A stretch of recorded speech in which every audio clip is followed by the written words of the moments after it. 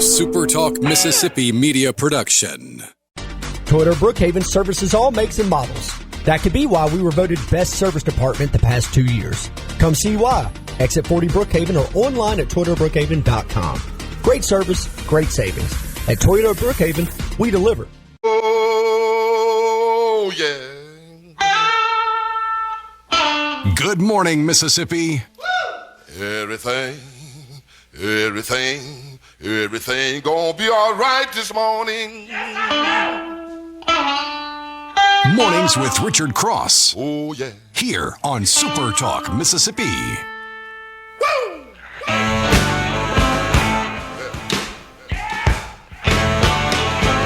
Now, when I was a young boy, at the age of 5, my mother said I was gonna be the greatest man alive. But now I'm a man. Good morning. Welcome. Glad to have you along for the ride. It's Mornings with Richard Cross on SuperTalk Mississippi, streaming at supertalk.fm and SuperTalk TV. Thanks for joining us. C-Spire text line is open to you at 601-879-4395. Whether you're looking for the best in wireless, C-Spire's got you covered. 5G nationwide. The best in home internet, fiber to the home, gigabit, and faster speeds with a great customer service team. Incredible technicians. If you happen to have an issue, they're there fast. Or the business IT team, world-class business connectivity and connections for your business to make it go. C-Spire's got you covered. Check them out online at cspire.com. C-Spire, inspired by you. Mornings with Richard Cross is presented by Community Bank, rooted in our community, communitybank.net. Thanks for joining us. Bright and early. Not bright yet. It's still dark and early on October 14th, a Tuesday morning. Lance, good morning to you. Good morning, sir. Yeah, beautiful down here, man. 50-something. Mm-hmm. Just as nice as it could be. I did get out and enjoy a little coffee this morning. Did you? Yeah, man. It was crisp. Dogs were fired up, man. Deer in the backyard. You know, it's just it's that time of year. Love it. 50s. I wish it would just stay like that all the time. But you know, you don't get to choose the weather, do you? No, you really don't. Janet and I were talking about that a couple of days ago, and I said, you know, if you had to pick it never changes. This is the temperature. There's going to be about a 30-degree variance between the high and the low every single day. 80 and 50 would be pretty close to the, in the running. Oh, yeah. I mean, that's the way I feel.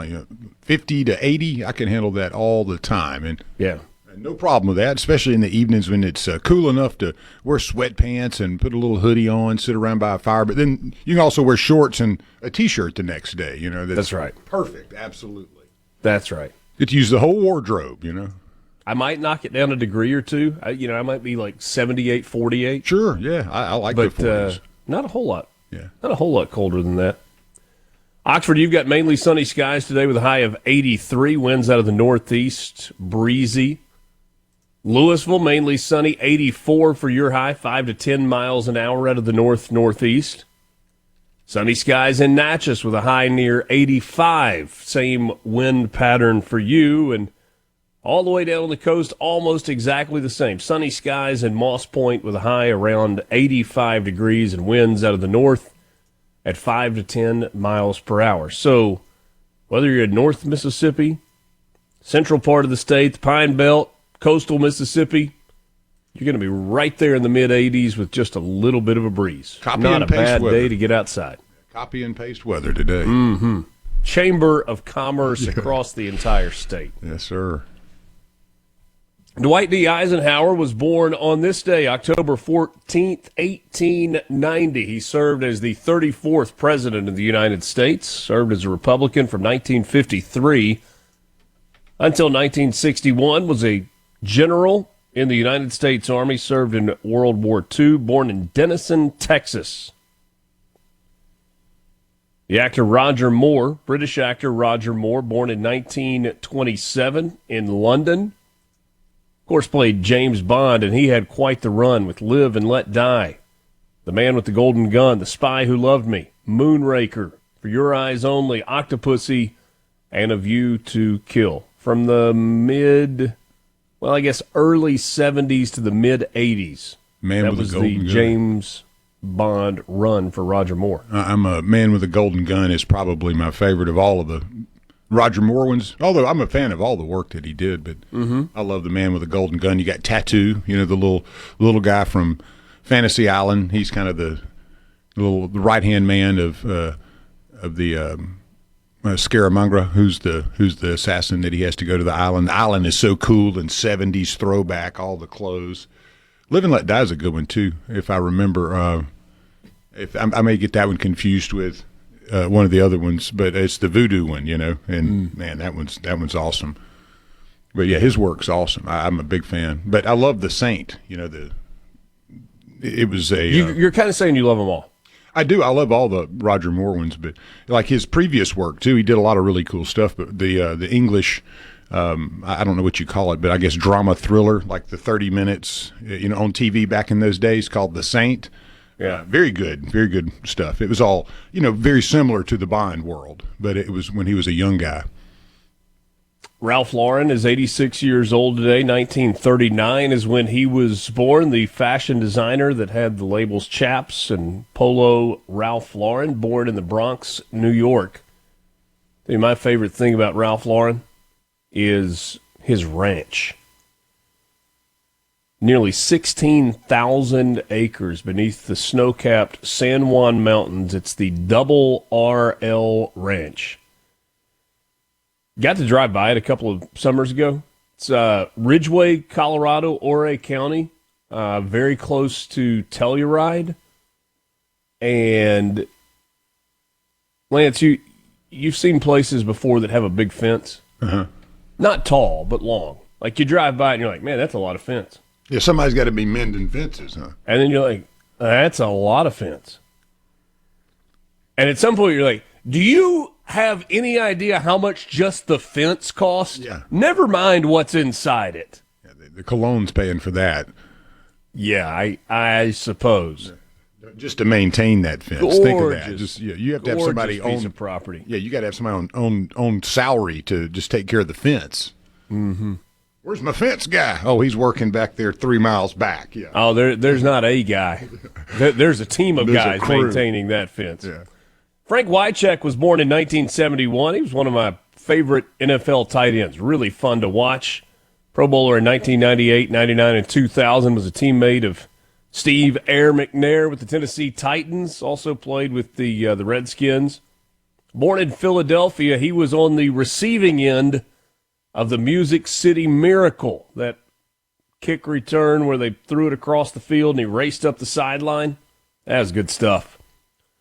Usher's 47 today, was born in 1978. American singer born in Dallas. Charlie Kirk. Today would have been his birthday. Co-founder of Turning Point USA. And on this day, what would have been his birthday, a very special honor coming his way from the President of the United States. He will receive the American Medal of Freedom. Some things that have happened on this day in 1892, Arthur Conan Doyle published The Adventures of Sherlock Holmes, a collection of 12 stories originally published serially in The Strand magazine.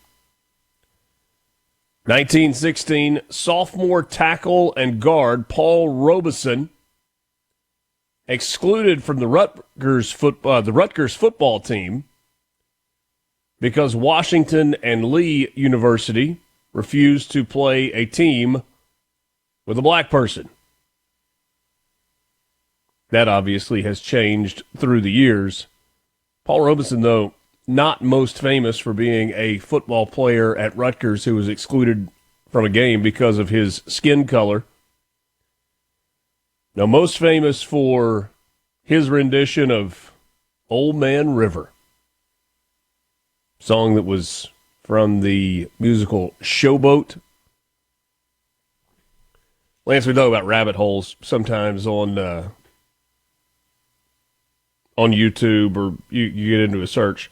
Last night was not the night I needed to get down to into a rabbit hole, but it seems to always happen when you're like later getting started, or you need to be doing something else. Yeah, you watched 2 Monday night football games, and you were putting it together. Yeah, it wasn't late, that. doesn't it? Yesterday was moving day for my in-laws, and it was a success, but it was a long day. And Moving's my least favorite thing, and that and laundry. Those two things. yeah, I would do laundry over moving any day. I think I would sign up for laundry also. Yeah. Anyway, as a kid, I remember a few times going to what was the culmination of the Memphis in May Festival, the Sunset Symphony. And there was a man named James Hyder who always sang Old Man River as kind of the grand finale of the Sunset Symphony. I went back and found video of that. Man, he was just great. And then I was like, whatever happened to that? Well, they stopped it somewhere along the way and replaced it with like the Beatbox Festival or something. Woohoo. Yeah.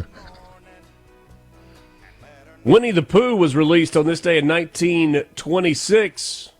A. Milne. Mornings with Richard Cross, Super Talk, Mississippi. Glad to be with you. We're back right after this.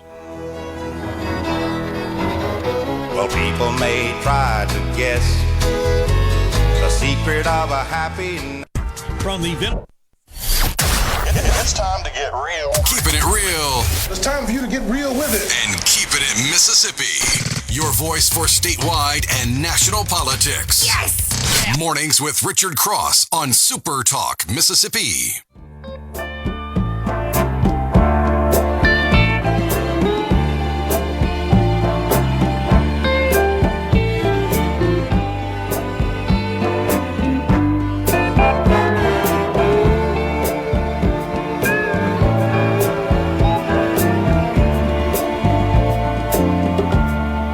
Welcome back. Glad to be with you. It is Mornings with Richard Cross on Super Talk, Mississippi. Lance, I have no idea what is causing that echo this morning. I know how to make it stop, but Making sure there's nothing on my end. Yeah, no.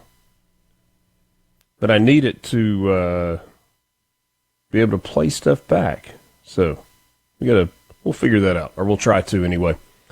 If you want to join the conversation, the C Spire text line is the best way for you to do that. 601-879-4395. At Community Bank, we're more than just a place to manage your money. We're your neighbors, your partners, and your trusted financial advisors. For decades, we've been rooted in our community, helping families, small businesses, and individuals achieve their dreams. Whether it's opening your first savings account, planning for a brighter future, or growing your business, we're here every step of the way. We're dedicated to our customers, committed to your success, and always here when you need us. Community Bank, rooted in our community. Member FDIC. I'm gonna click a button here just to see if it does. All right. We just want to kind of test things out. I don't know. Flying live on. Well, I got to change something if that's going to happen too. Nope, that didn't work. So, we'll figure it out. First supersonic flight happened on this day in 1947. Chuck Yeager flying a Bell XS-1 at Mach 1.06. That's fast. Yeah. That is fast. And that was in 1947. I mean, Mach 1 plus anything, or 1 point anything, is fast today.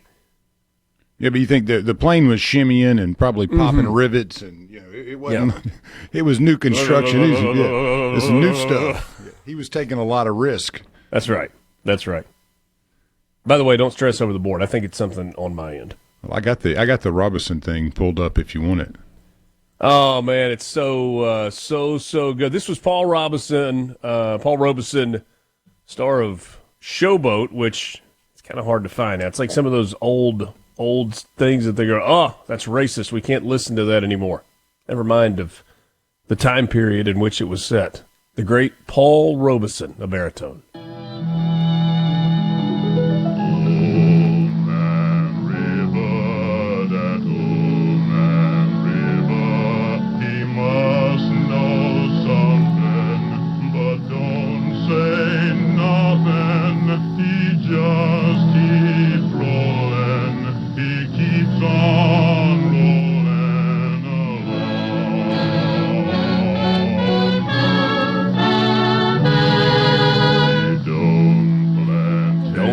taters, don't plant cotton.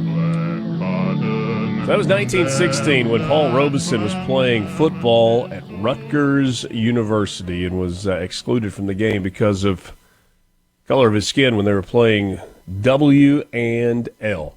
I remember as I was a kid, I used to walk around singing that as low as I possibly could, to see if I could get close to what he did. I had no idea that's who it was, though. Thank you for finding that gem, because that brings back some childhood memory. Old Man River.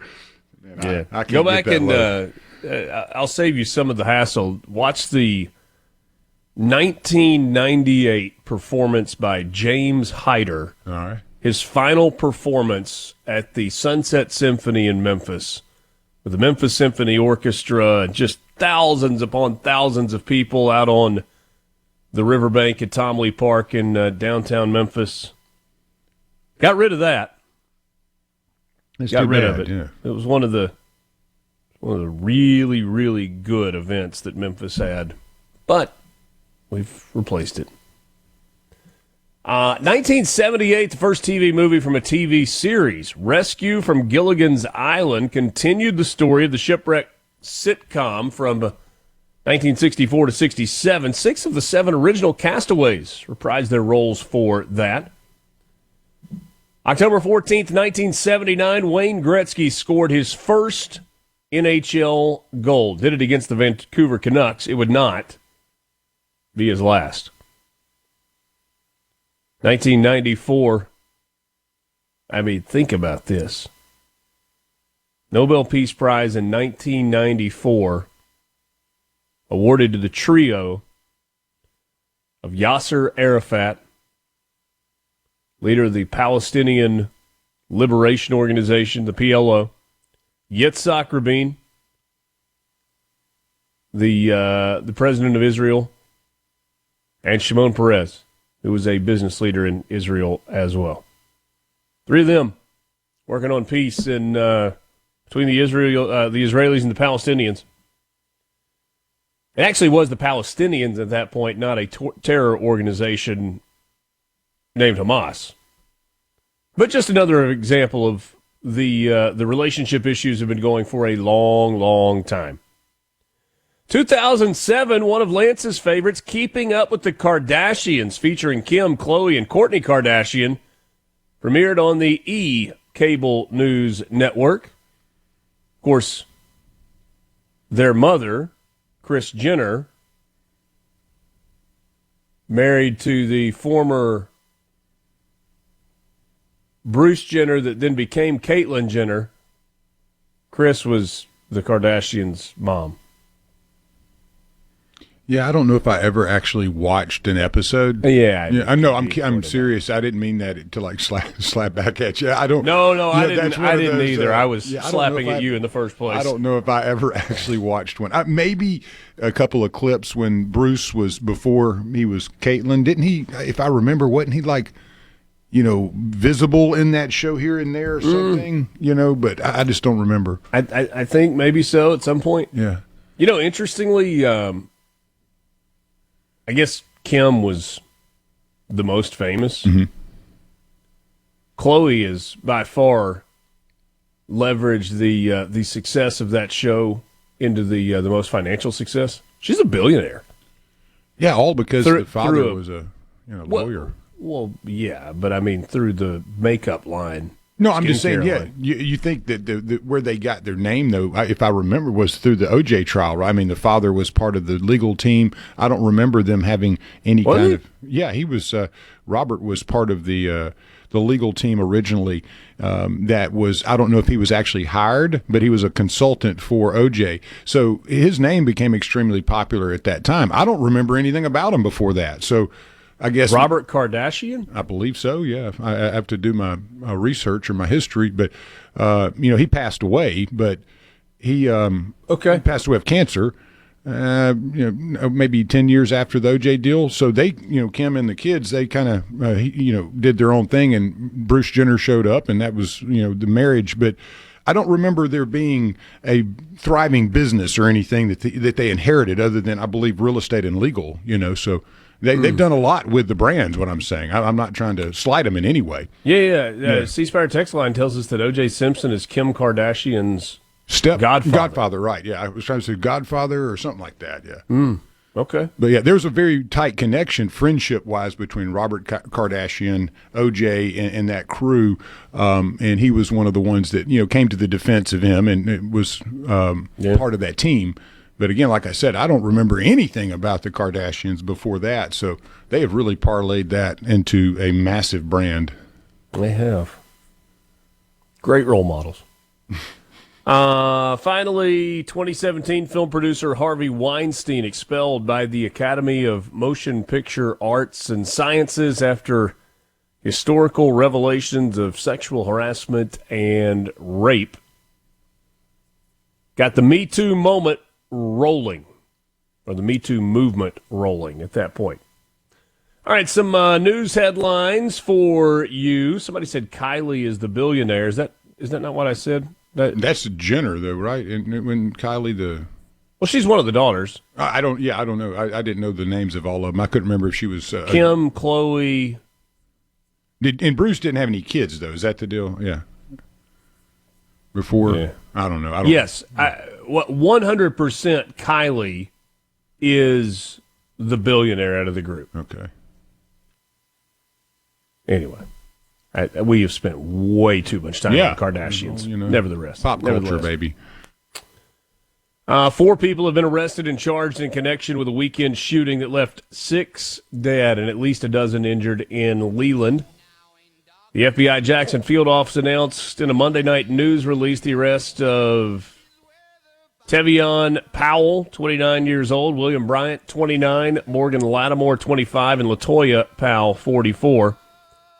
Tevion, Bryant, and Lattimore were each charged with capital murder, while LaToya was charged with attempted murder. Other arrests are expected as the investigation continues. We got more coming up for you and with you, some other news headlines, and we'll get into some sports headlines this morning as well. MRC, thanks for joining us. Mornings with Richard Cross, SuperTalk, Mississippi.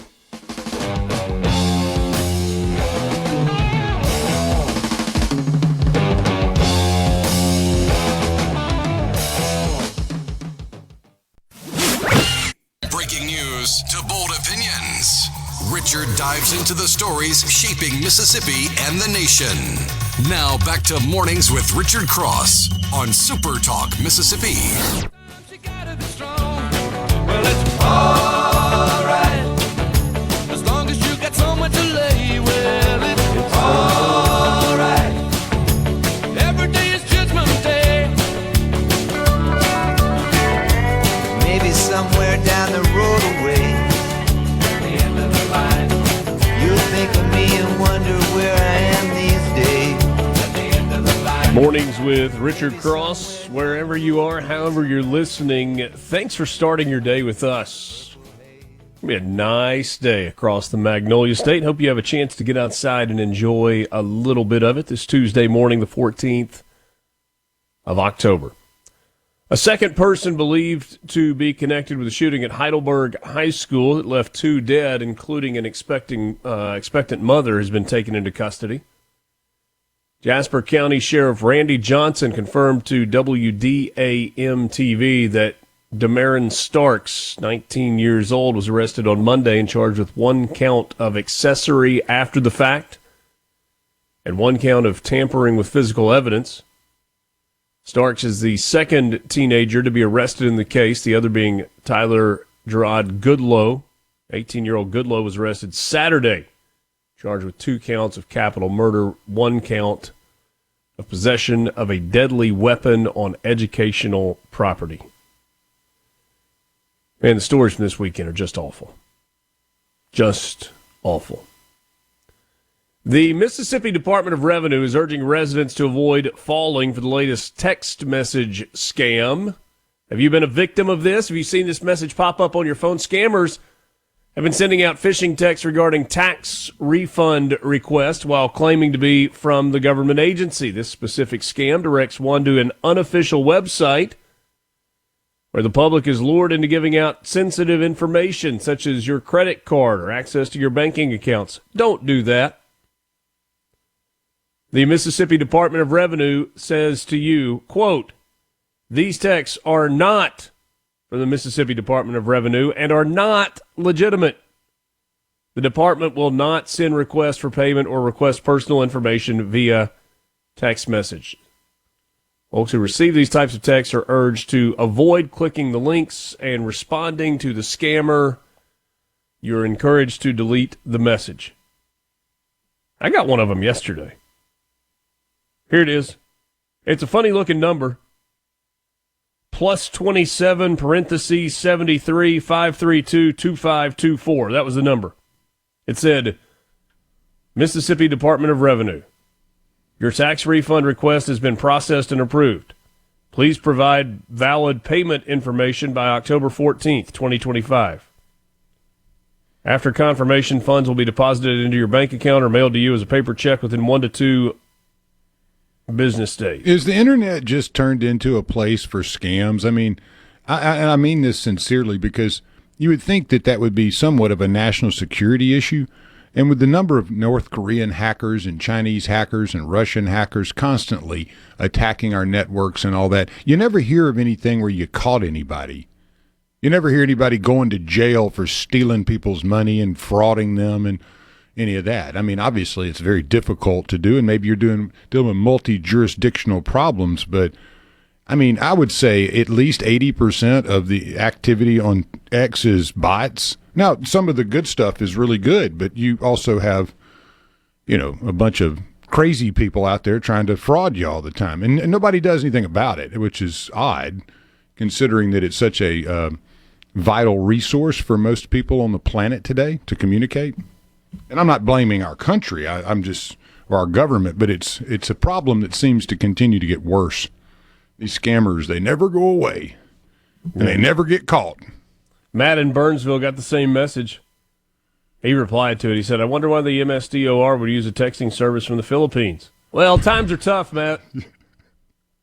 Just trying to save money where they can. CC says, a widow lady I help look after, I have had to almost yell at her to get her to understand if it is a text or an email requesting any personal information, it is a scam. Ignore it. Yes, that is correct. Thomas in Greenwood said, is it a bot or is it AI in training? Well, it could be any of them. I mean, it's the same people doing and using multiple resources now to flood the system. It's just like if you were trying to, hurt somebody with legal suits. You come up with as many as you can and you flood them with it. So all they do is sitting there, dealing with defense strategy. And that's what we're doing now, it seems, is we're playing defense. We don't have any offense in this regard. I'd love to see us have a basket of hackers do the same thing. I got the spam calls going, too. Goodness gracious. I mean, the spam calls, I'm not as worried about them. They come, here and there. It's the reality that it's just almost like everyone's spying on you, Yeah. And all I do is go on X just to find out what's going on with certain news. But it's a place you got to be very aware of. And, again, I think it's important for parents of these kids out there with phones in their hands to be aware of what actually is going on the internet. And it is not good, a lot of it. It's not stuff you want your kids exposed to, that's for sure. It's time for your sports headlines, brought to you by Pearl River Resort. Find them online at pearlriverresort.com. Be sure to check back regularly to make sure that you're up to date on the live events that are happening. All you got to do is go to the events tab, click on entertainment, and see what is on the horizon, whether it's some of the regular music or some of the big stars like Tracy Lawrence that is coming to the Silver Star Convention Center on November 15th. You can get your tickets online at pearlriverresort.com. Hard to believe, but it is time to start consuming a little basketball news. The SEC is having its basketball media day for men's basketball today. They released the preseason all-conference teams and predicted order of finish yesterday in advance of this event. And both Ole Miss and Mississippi State have some preseason honoree recognition. For Mississippi State, it's first-team guard Josh Hubbard. He's joined on the first-team All-SEC squad by Alex Condon from Florida, Otega Owe from Kentucky, Tahad Pettiford from Auburn, and LeBaron Philon from Alabama. Second-team All-SEC is Nate Ament from Tennessee, Boogie Fland at Florida. He was at Arkansas a year ago. Jacoby Gillespie at Tennessee, Thomas Houck from Florida, and Mark Mitchell from Missouri. And then on the third-team All-SEC squad, Ole Miss's Malik Dia, along with Aiden Holloway at Alabama, Carter Knox at Arkansas, Jalon Lowe at Kentucky, and DJ Wagner with the Razorbacks. Ole Miss picked 8th in the SEC preseason rankings, Mississippi State 10th. Florida Gators, the reigning national champion, are the preseason favorite to win the league this upcoming year. Doubleheader last night in Monday Night Football, and a couple of pretty good games. In the early tilt, you had the Falcons winning 24-14 over the Buffalo Bills to move to 4-2 on the year. And Penix and Bijan Robinson, man, that is a dude. Robinson's tandem. a dude. 19 carries for $170 and a touchdown. That's good. That's promising there, yeah. Yeah. And then the Bears beat the Commanders 25-24. Caleb Williams threw for 252 and a score. Major League Baseball playoffs. You had both ALCS and NLCS games yesterday. In the American League Championship Series, the Seattle Mariners took a 2-0 lead over Toronto, and they are headed back to the Pacific Northwest. 10 runs on 10 hits. They are hot right for the now. Mariners, playing great baseball. And then the Dodgers 2-1 winners over the Brewers to take Game 1 in Milwaukee in the NLCS. Could we be looking at an all West Coast World Series? That would be something. The Tennessee Titans fired their head coach because they're terrible. Brian Callahan is out just 6 games into his second year as head coach. In his time with the Titans, Tennessee went 4-19, 1-5 to start the year. Cam Ward not very good. Senior offensive analyst assistant Mike McCoy going to take over as interim head coach. He was so good in San Diego that they fired him after 4 years. 10 games below 500. All right. How about this? Since 2016, teams that have taken quarterbacks number 1 overall, has the coach been fired, yes or no? Jared Goff with the Rams, yes. Baker Mayfield to Cleveland, yes. Kyler Murray did not get his coach fired in Arizona. Joe Burrow did not get his coach fired, at least not yet, in Cincinnati. Trevor Lawrence, Bryce Young, Caleb Williams, Cam Ward, all of the coaches who were the head coaches when those quarterbacks were taken number 1 overall, all of them fired. Yeah, so 2 out of that group didn't. That's amazing, man. If you're the head coach of the team, taking a quarterback 1, you're like, yeah, let's go with the running back or a linebacker. Yeah. NFL not the only place firing has happened. We've got a bunch of that already this year in college football. We'll give you that list coming up. But when we get back, a peek at the Mississippi Lottery. From the Reaching across the state and across the aisle. Mornings with Richard Cross on SuperTalk Mississippi.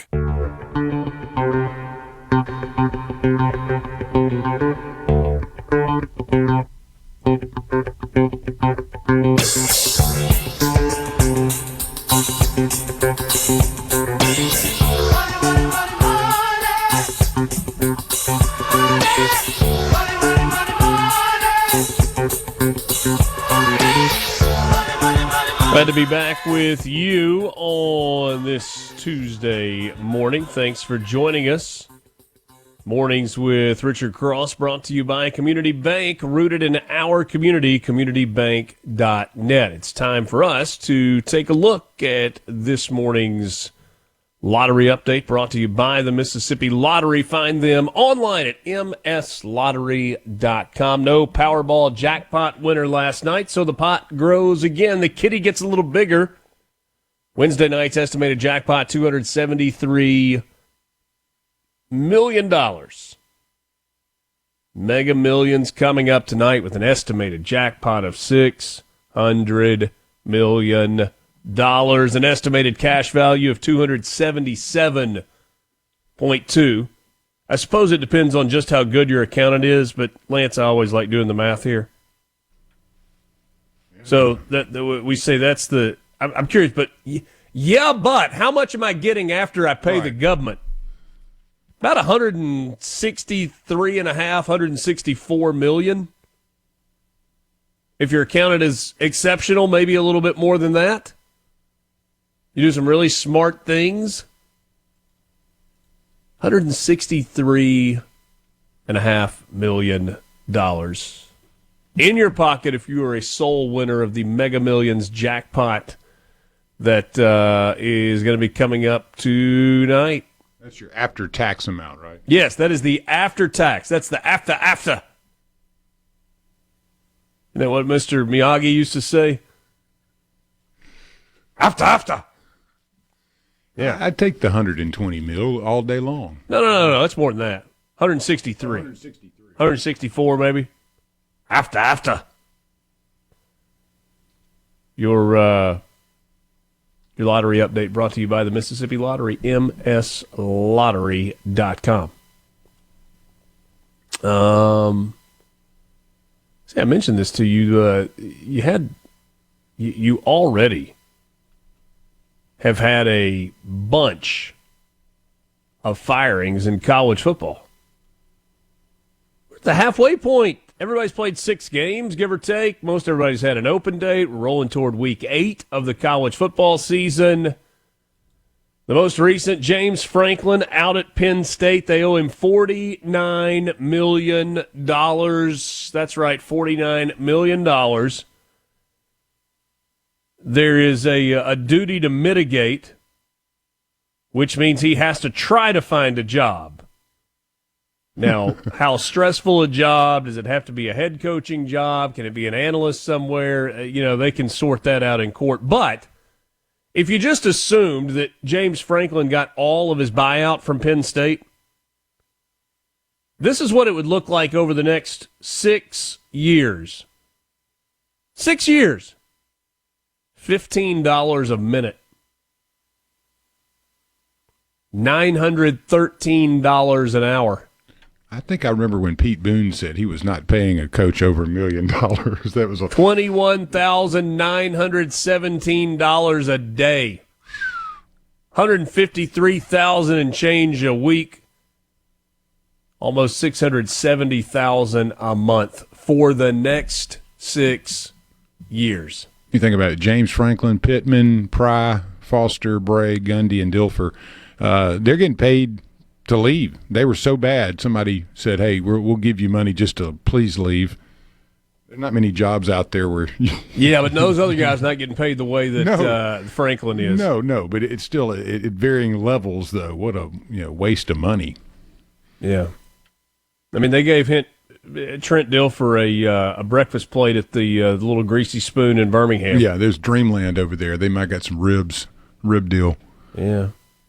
Oregon State, it didn't last long at all. He might get a haircut. Yeah, he might get rid of that mullet now. Sam Pittman, they've been talking about it forever. Oklahoma State's Mike Gundy was the second longest tenured coach in all of college football. How about Deshaun Foster got fired at UCLA, and you wonder what they did for the last couple of years.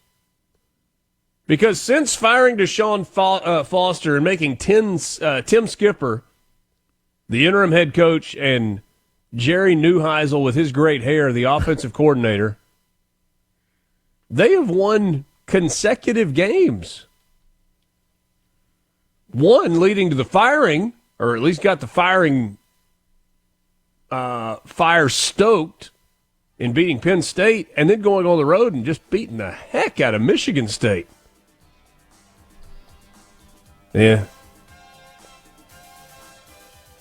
Pays well, but certainly has its downside as well. Keri Abernathy is going to join us about 20 minutes from right now. She's the 4th Vice President and Director of Region 9 of the National Federation of Republican Women. Look forward to that. Also, Woody Bailey from Cruisin the Coast will be by in the 8 o'clock hour. Give you kind of the wrap-up and the final results of Cruisin the Coast. What was Donald Trump's timeline yesterday? Does the man ever sleep? ABC News a little in awe of what the president was able to accomplish. We're back with you after this. It's MRC on a Tuesday morning.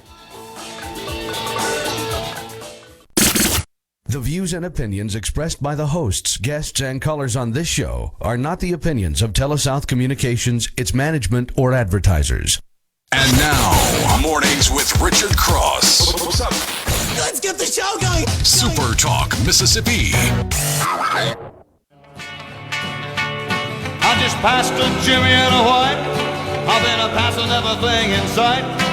6 days on the road and I'm gonna make it home tonight. But it seems like a month since I kissed my baby goodbye. I could have a lot of women, but I'm not like some other guy. I could find one to hold me tight, but I could never make believe it's alright. 6 days on the road and I'm gonna make it home. Good to be with you. Thanks for joining us alongside Lance Hulbert. I'm Richard Cross. Mornings with Richard Cross, brought to you every day by Community Bank. You can find them online at communitybank.net.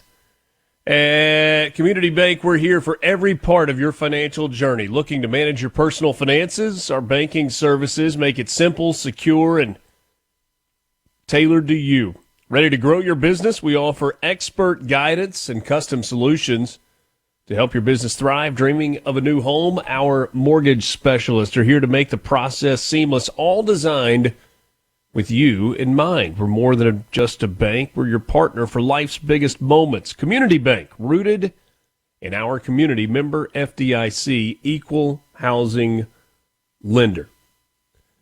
C-Spire text line is available to you this morning. If you want to join us, we would love for you to. It's 601-879-4395. 601-879-4395. Amanda in Pike County, Lance, wants to know the answer to a question that probably is tucked away in your brain somewhere. What is a Jimmy in white? Yeah. I'm thinking that a Jimmy in white is a cop, but I'm not sure. I'm looking that up as we speak. So 6 days on the road. He's got to make it home tonight. Tonight, yeah. And a kiss his baby tonight, too. Mm-hmm. The much has been made about the fact that President of the United States seems to rarely sleep. Oh, I see. Okay, it's a slang for an old GMC cab over truck. That is the name of what a Jimmy in white is. A Jimmy is slang for an old GMC cab over truck. So a Jimmy in white would be a white GMC cab over truck, meaning the old snub nose that the whole thing would flip over, to get to the engine. Yeah, that's what a Jimmy is.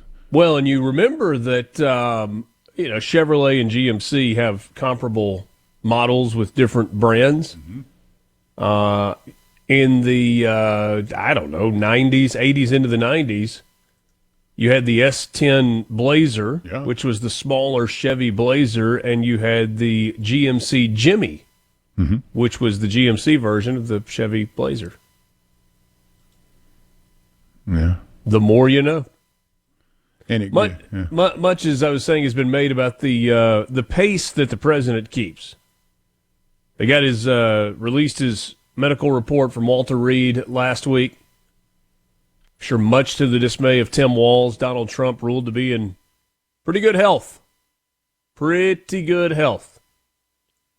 The pace that he keeps for somebody who is closing in on 80 years old is mind-boggling.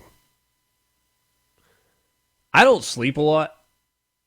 Like, that's just kind of, it hasn't always been that way. And it's not that I don't necessarily like sleep. I just don't. Try to catch up from time to time.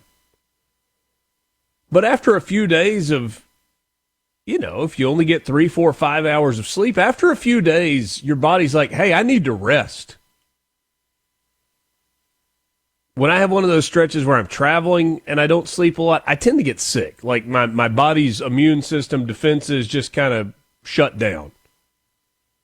Not like sick, but kind of feel draggy and yucky. Listen to the 24-hour stretch that Trump had. From the time he left Washington, D.C., until the time he got home. And it actually covered about 36 hours when you include the time in which he got home. Flew to Israel. Spoke to the press. Met with Israeli leaders. Spoke to the press. Met with families of the hostages. Delivered an hour-long speech to the Knesset. Did an interview. Got back on a plane, his plane, and flew to Egypt. Met with the Egyptian president. Spoke to the press. Took photos and chatted individually with dozens of world leaders. Sat down and signed the historic Gaza peace deal. Delivered another speech. Met privately with world leaders. Got back on Air Force One. Flew home to the United States. And he arrived back in the United States, if the timeline is accurate, that I was looking at, about 2.5, 3 hours ago. That's 6 days on the road right there. It feels like it, doesn't it? Yeah. Oh, wait, hold on. There's something missing in the timeline. Where did it fall in the timeline where he made fun of Keir Starmer in front of the whole world? Did you There's see no that? telling where it happened. I mean, Did you see that? Yeah. I'm trying to remember where. So that was. they're standing there. They invite all the leaders in for the conversations in Egypt, and he's standing and he's introducing the world leaders that are there. He goes, "What about the UK? Is the UK here? They're here. Where are they?" He's like looking out, like he doesn't know where he is, knowing that Starmer is like standing directly behind his left shoulder. He goes, "UK, come here." So Starmer steps up to the lectern. Trump reaches out and shakes his hand. He goes, "United Kingdom represented here. Really is good of you to be here. Thank you." As if he was about to let him say some remarks. And then Trump just turns and faces the crowd and starts talking again and leaves Starmer just standing there. Yeah, I thought he was going to. And the look on his face, I mean, the mixture of disappointment, shock, sadness, disgust, all rolled into a single facial expression as he just kind of slinks back to see the Canadian Prime Minister Carney laughing at him and Giorgia Meloni from Italy on the other side. She has teeth marks in her bottom lip. She was biting her lips so hard to keep from laughing in his face. Yeah, I really thought he was going to troll him there and say, "Hey, we can make y'all the 52nd state if you want." But he didn't. That was during that meeting, though. I thought it was a perfect opportunity for it. There were a couple of really, really good lines that came out of yesterday. President Trump mistakenly referred to Carney as the president of Canada. And Carney said, "Hey, you gave me an upgrade. Now I'm the president, not just the prime minister." And Trump says, "Well, at least I didn't call you governor." This 51st state thing may never, ever, ever go away. It's funny, though. I mean, it really is. And it seems like it breaks. It may have broken a little ice eventually. Yes. Yeah, not up front, but it was bad initially, but it's almost like it's become a thing. Yeah, the long game has been strong on that.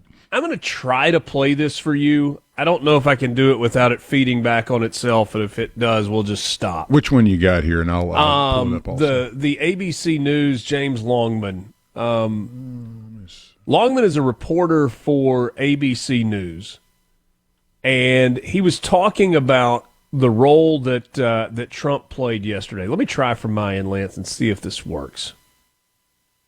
Nope, it does not. I have it up right here if you want. All right, so again, this is James Longman reporting from the Middle East for ABC News.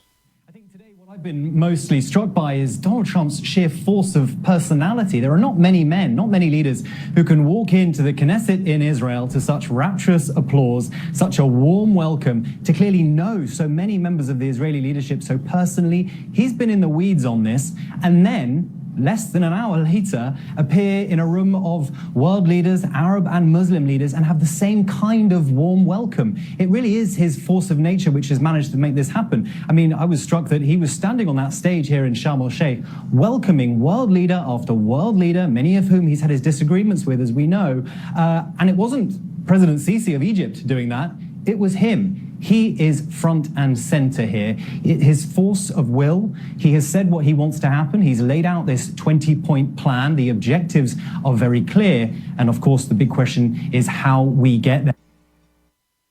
That was James Longman reporting from the Middle East yesterday and saying that the thing that was in which he was almost in awe of, in which he was struck by, the force of personality, the command of the room. Now, look, if you listen to the speech in the Knesset, you're like, what is he talking about with Miriam Adelson right now?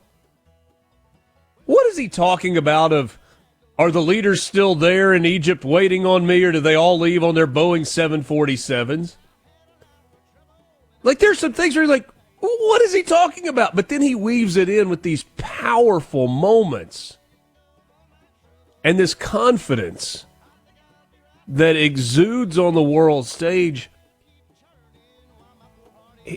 The level of respect for Donald Trump globally is incredible right now. Grab another cup of coffee and start your day right. Mornings with Richard Cross here on SuperTalk, Mississippi. Down the street, he says, why am I short of attention? Got a short little span of attention, and oh, my nights are so long. Where's my wife and family? What if I die here? Who'll be my role model now that my role model is gone? He ducked back down the alley with some roly-poly little bat-faced girl. All along, there were incidents and accidents. There were hints and I know I'm supposed to talk. I know I am. It's like you got to get to that point, don't you? Yeah, that's the best. This hour of Mornings with Richard Cross brought to you by MWG Employer Services. Running a business is tough, and if you're struggling with HR, benefits, and payroll, you are not alone. That's where MWG Employer Services comes in. They can provide a full range of employer services plus a custom plan that fits you. Give them a call today, 601-206-7966, or go to MWGEmployerServices.com. Thanks for joining us. Mornings with Richard Cross, 601-879-4395 if you want to jump on the C Spire text line. Keri Abernathy is with us this morning. She is part of the National Federation of Republican Women, specifically 4th Vice President and Director, Region 9. Do you get all that on a business card? That's a big title. Big title. Keri, good morning. How are you? I'm great. Thank you for having me.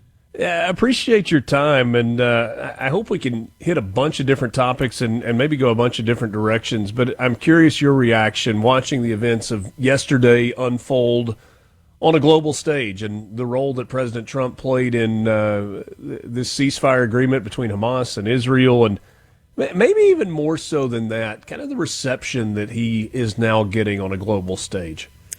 Well, for me, myself, I was extremely moved by what has happened and what we have witnessed. We have truly witnessed history. But moreover, Richard, I think it's important for folks to really drill down in to know that elections do matter. While he's the president of the United States. Elections do matter. Where they're small or local and they impact local communities, it all builds off something greater.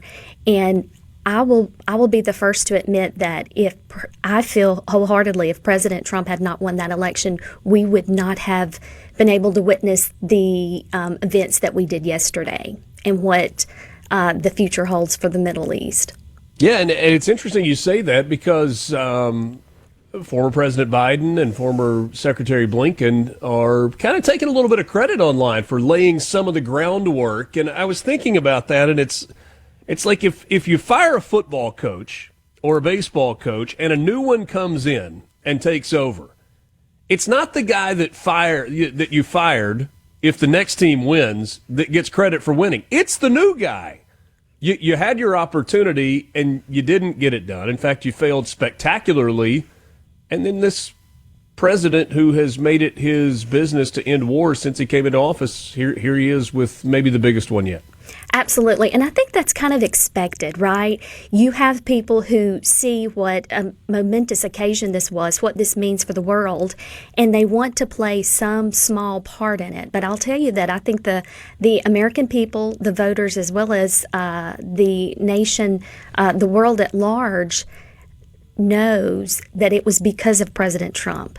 From day one, his, activity, I think you'd mentioned that later, or earlier rather, his schedule, what he's been doing. Folks know, they know without a doubt it was because of President Trump and his work ethic, his vision, that this was able to happen. You said a second ago, elections matter. And it's a phrase that I've used a bunch, and I've said it as, elections have consequences. And it's not just at the presidential level, it's at the local level as well. And, when something happens that you don't like in your local community, and you look at who the leaders are, it's pretty simple to go, elections have consequences. They matter. And we've got a bunch of those coming up in less than a month now. Significant number of seats in the Mississippi legislature are up in this special election because of redistricting and some people who have passed away and also some people who have won other offices. Absolutely, and I'm glad you mentioned that. I think that lots of times when we have special elections or we don't have a statewide election, voters become, tendency to become disengaged. Folks like me who follow it all the time, as well as yourself, Richard, we're obviously, okay, it's November. Is there anyone on the ballot? Yeah. What do we need to do? But sometimes for the common person, they're living their life, doing the best that they can. So not all the time are they clued in. But let me be certain to tell the listeners that we do have a very big special election coming up. And what really makes this one extra special and extra unique is that the DNC, ahead of this special legislative elections on November 4th, have made a historic investment. And that was their words, not mine, right? They have put it in print. They want folks to know, as well as, their Democratic base, that they are making a powerful investment in the Democratic Party structure to really change Mississippi.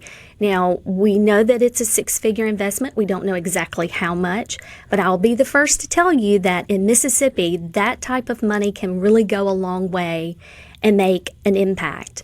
And it's all about building on what they did the election before.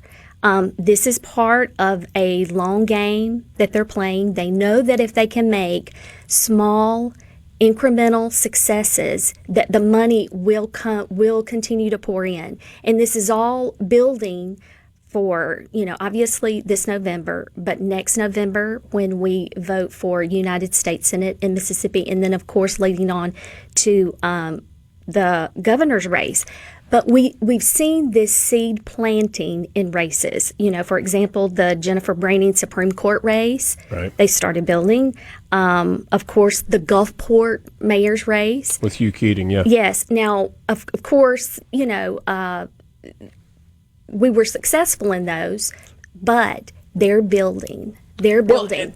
And Keri, isn't maybe the Gulfport mayor's race kind of proof of concept for the Democrats that even though Hugh Keating won that ended up being a 6 or 7 point margin, which in a local mayor's race is not that many votes. No, it's not. And they understand, as well as the Republicans do, that turnout is key. Now, we can definitely talk about what's going on in New Jersey, but Republicans, we have the votes there. In other states, they're trying to register new Republican voters. We have a fantastic base, but turnout in an election that is really not caused a lot of fanfare can be hard to do. So we really have to turn out the votes. And, to coin one of President Trump's sayings is that we really do have, when it comes to these special elections in Mississippi, we really do have to swamp the vote. And the key, and look, MSGOP is working incredibly hard on training our local folks in these communities as well as DeSoto County, and I definitely want to get into what's going on in DeSoto County. Visiting with Keri Abernathy. She is with the National Federation of Republican Women. Kind of a broad question here. I mean, we're talking specifically about these special elections that are coming up in less than a month, but traditionally Republicans do not turn out as well in midterm elections as they do in presidential years. Why do you think that is? Well, it kind of goes back to the point that they don't really feel that need or that drive. Sometimes local elections do fall by the wayside unless there is a hot button issue that really drives them.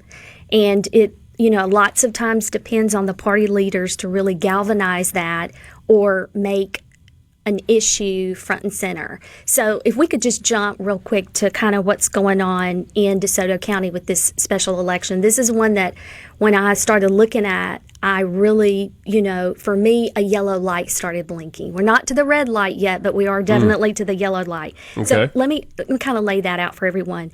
DeSoto County is extremely important when it comes to Republican voter turnout. For someone who, we follow politics and we look at turnout, when we come to statewide races, Republicans depend on running the score up in certain areas of the state. Obviously, along the Mississippi Gulf Coast, there are pockets that we need to turn out. We need to run the numbers up, Republican numbers, to kind of offset any of the other strong areas in the state. So definitely the Mississippi Gulf Coast, my home county of Rankin County, we depend on really turning out high numbers in that. But then the next one is DeSoto County. And the Democrats have really targeted, there's 5 races that Democrats are really targeting in that. Hold that thought. Let's talk about those 5 races specifically on the other side of this break. We're visiting with Keri Abernathy. She's with the National Federation of Republican Women. We're talking about the political landscape in Mississippi with special elections less than a month away, a bunch of legislative seats that are up for grabs.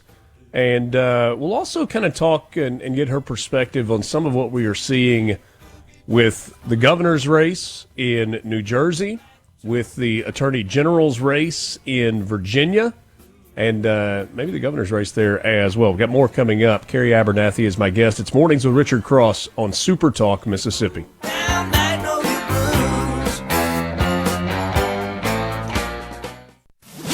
The Mornings with Richard Cross is brought to you by Covington County Hospital in Collins, where your health matters. Take a deep dive into the news and debates driving the day, all on your ride to work. Mornings with Richard Cross, SuperTalk Mississippi.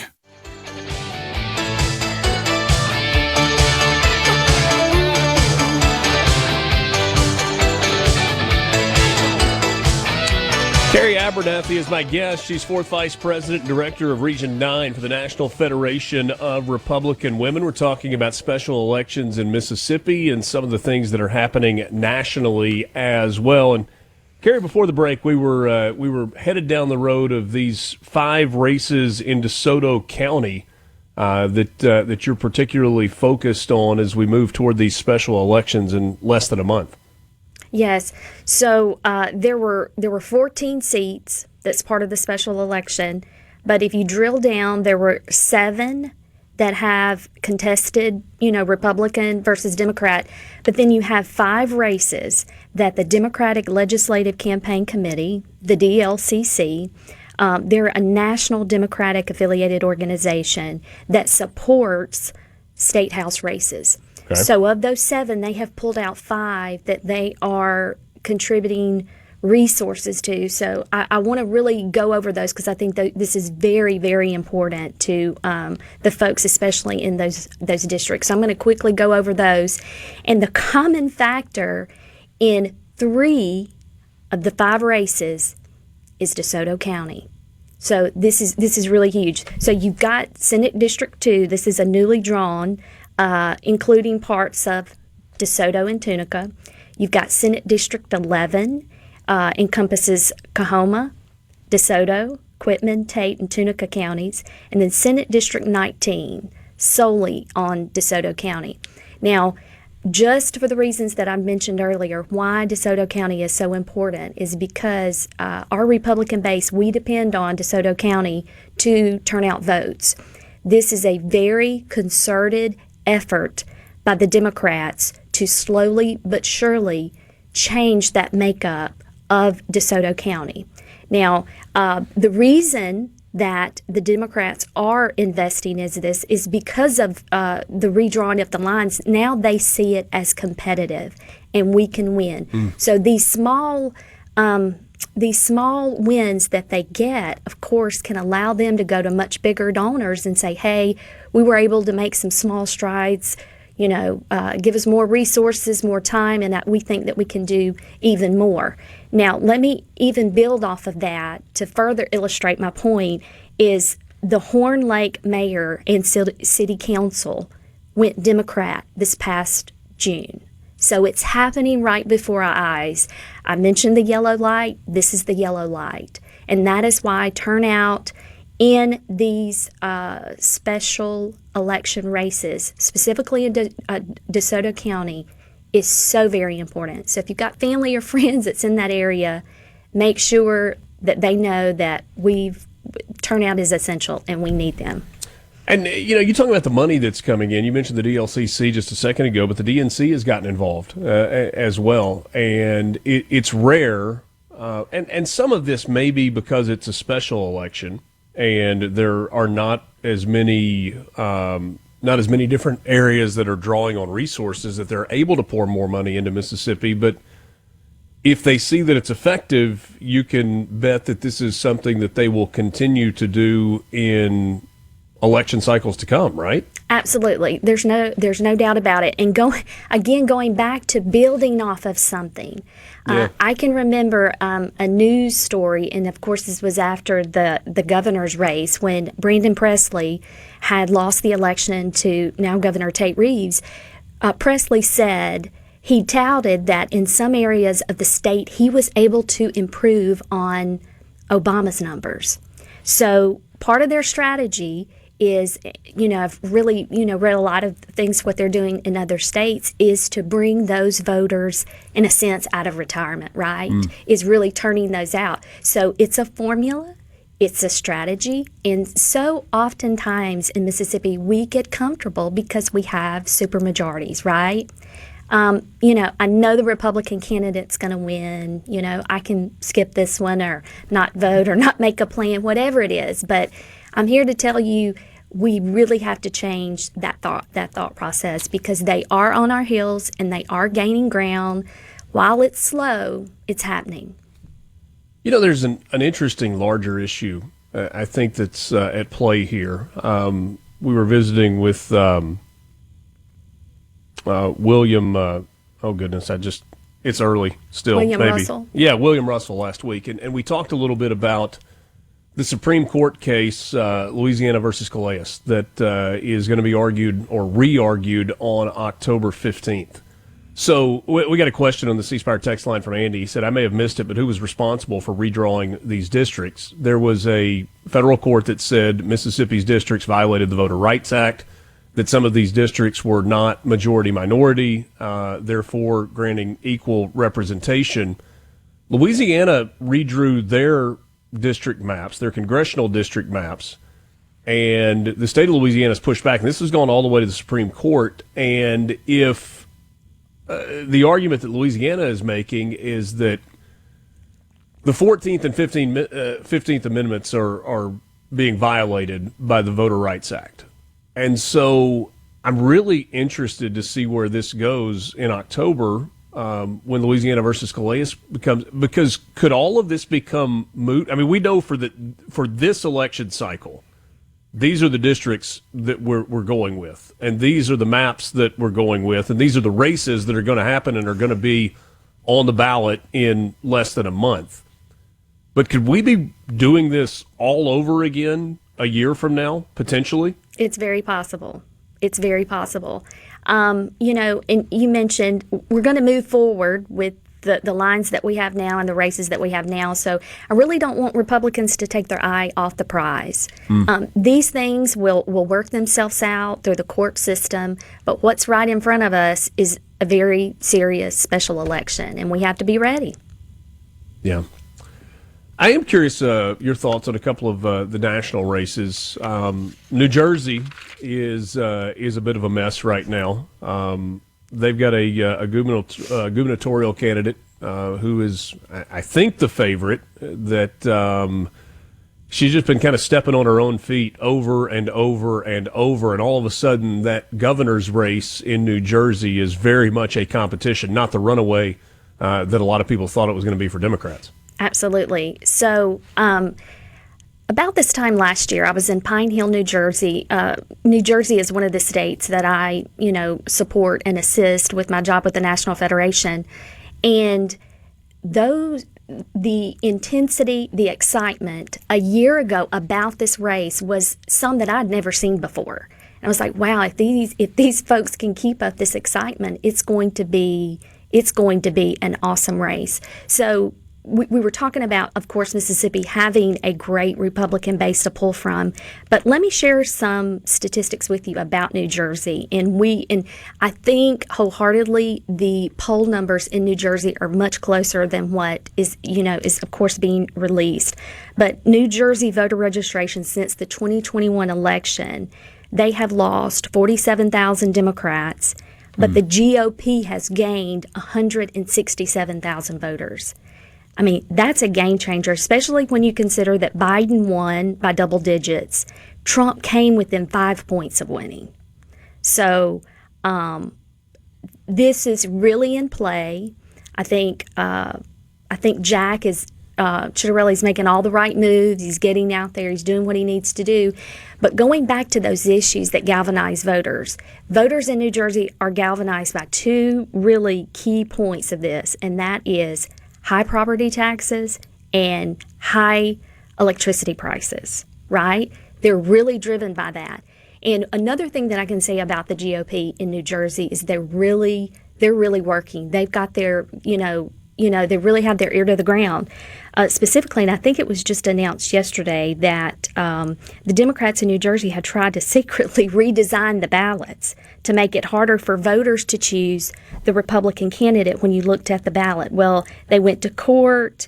They said, hey, you can't ignore election laws, and now is making them redraw their maps. So we're seeing just a lot of engagement from voters as well as the RNC assisting these on the ground issues. I'm very optimistic about what we're going to see in New Jersey. Well, and then Virginia is an interesting case as well. Abigail Spanberger, former representative, Democratic gubernatorial candidate, and has been the favorite to win. I don't know that I've ever seen a political candidate look more like a deer in the headlights than she did in her most recent debate when she just refuses to call out Jay Jones for his hate speech and talking about wanting to use bullets to eliminate a former colleague. It's really incredible to watch how this one's unfolding. It really is. And when you see a leader like, a former Marine in Winsome Sears, it's just truly dynamic. I would love to see the numbers on pre-debate, post-debate, what the voters think about that, because definitely the Democratic candidate had a very bad showing in that debate. She certainly did. Keri Abernathy with the National Federation of Republican Women. Great visiting with you this morning. Appreciate your time. Thank you. Mornings with Richard Cross, SuperTalk, Mississippi. We'll take a quick time out. We're back with you to wrap up the 7 o'clock hour right after this. Thanks for joining us.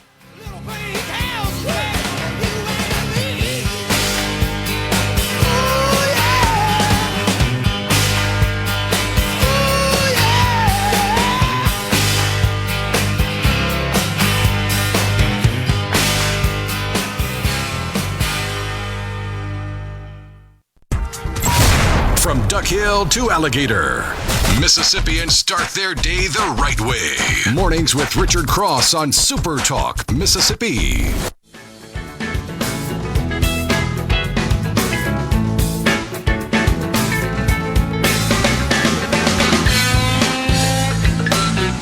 I feel like it's a big enough deal, and we've kind of talked around it.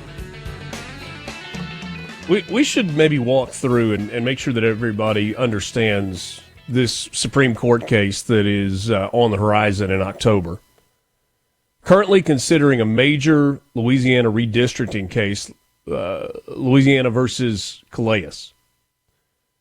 And it could reshape the future of the Voting Rights Act, scheduled for re-argument in October of this year. So here's the background. Following the 2020 census, Louisiana's legislature adopted a congressional map with only one majority black district out of 6, despite black residents making up a third of the Louisiana state population.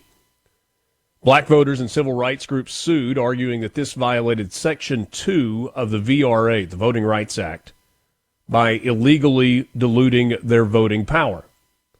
It's similar to the ruling that came down in Mississippi that called for the redistricting that we've got here in the state of Mississippi. And so a federal court agreed with these black voters and civil rights groups that sued and ordered the state to draw a new map. In response, the legislature created a new map. It was known as Senate Bill 8, and it included a second majority black district in Louisiana. And that map was used for the 2024 congressional election. But then there was another group that sued. A group of non-African American voters claimed that the new map was unconstitutional, that it represented racial gerrymandering and violated the 14th and 15th Amendments. And a 3-judge district court sided with the plaintiffs in this in a 2-1 decision. Obviously, this was appealed. It is now with the Supreme Court. The court heard initial arguments in March of 25, but they ordered a rare re-argument in June of this past year, broadening the scope of the case. And so the fundamental question now is whether the intentional creation of a second majority black district, as required by the Voting Rights Act, violates the Constitution's guarantee of equal protection. Louisiana, the state, has since abandoned its original defense of the 2-district map and argues to the Supreme Court that all race-based redistricting is unconstitutional, citing the 2023 ruling that ended affirmative action. So what is on the line with this decision at the Supreme Court? The re-argument that's coming in October has significant implications for the Voting Rights Act. Louisiana's new stance is an aggressive challenge to the law, potentially leading to a ruling that severely limits the ability of courts to order race-conscious remedies for voting discrimination. If the Supreme Court sides with the state of Louisiana, it could set a precedent that enables other states to dismantle majority-minority districts across the country, which could reduce the minority representation in Congress. Some reports suggest that this could lead to as many as 19 new House seats for Republicans nationally. It's been heated, since 2019, the Rucho versus Common Cause, where the Supreme Court ruled that courts have no authority to regulate partisan gerrymandering, and then you got the racial stuff. But I mean, it's been heated since 2019. We've really seen way more challenges. Well, and to bring it home to Mississippi, Mississippi has 4 congressional districts. District 2 is Benny Thompson's district in Mississippi. It is a majority-minority district. But if you look at the lines of District 2 in Mississippi, the if the line for District 2 was submitted as a jigsaw puzzle piece, it would be rejected by the jigsaw puzzle makers as we can't do that. See, and we can't cut the lines in a way to make this fit in a puzzle, a jigsaw puzzle. Yeah, I'm not a fan of the district being in that way because I think for years now that it has isolated black voters under some flag of, African American rights and all this stuff, when really I think the Delta would be better served split in several parts and being parts of other districts. Now having 4 still, but moving it in a way where the Delta is incorporated into other districts, not being one of its own, where we've seen nothing positive generally happen in, decades? Well, and District 1 currently is basically northeast Mississippi and includes DeSoto County. District 2 is mostly the Delta, but you see it cut in and take in part of Madison County, and it takes in Hinds County, which obviously is not a Delta county, but is significant in terms of minority population that's there, and works all the way down into southwest Mississippi. District 3 is kind of east central Mississippi, and then District 4, the coast counties, the ones above them, it's southeast Mississippi. So we'll see what that might look like for Mississippi, depending on the Supreme Court's ruling in Louisiana versus Calais coming up on October 15th. 8 o'clock hour is next. We got the news first, and then we're back with you. Your morning, Mississippi. You're starting your day off right. Welcome to Mornings with Richard Cross here on Super Talk, Mississippi.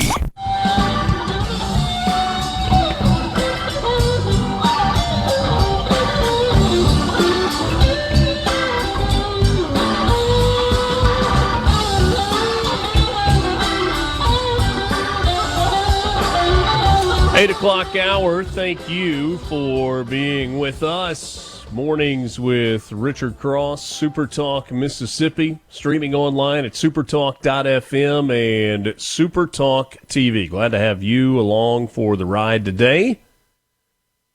A reminder that Mornings with Richard Cross is brought to you by Community Bank, rooted in our community, communitybank.net. A little bit quieter week on the road for Super Talk Mississippi. We had folks all over the place the last few weeks, and everybody getting a little bit of a reset. We'll be back on the road the next couple of weeks as well, and look forward to telling you about all of those stops as we get closer to them. C-Spire text line is open, 601-879-4395. C-Spire can be your partner in business. They've got a great team of IT specialists who live right here where you do in Mississippi. For all of your business IT needs, let the business team at C-Spire help. C-Spire.com. You can go there to learn more. C-Spire, inspired by you. The number for the C-Spire text line, 601-879-4395, 601-879-4395. So you may have seen the story from over the weekend. In a Truth Social post, the President of the United States made it clear that military personnel were going to continue to be paid despite government shutdown, the government shutdown.